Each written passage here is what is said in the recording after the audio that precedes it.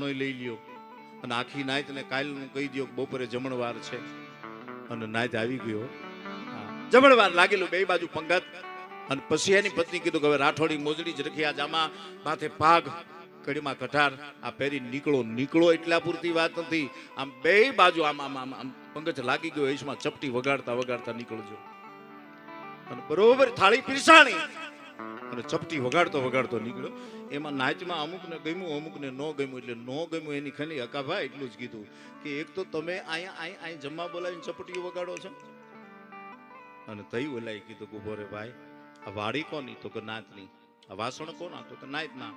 આ કપડા કોની આપ્યા? તો કે રાજાએ. આ મોજડી કોની? તો કે રાજાની. આ મુંગટ કોનો? તો કે રાજાનો. આ ભેટમાં કટાર કોની? તો કે રાજાની. તો કે આમાં તો મારી ખાલી ચપટી છે. સમયે જો ચપટી વગાડતા આવતું જાય ને તો નાગેશ્વર રાજી બહુ થાય મારા બાપ. સમયે જેની ચપટી વાગે આ પછી નથી કહેતા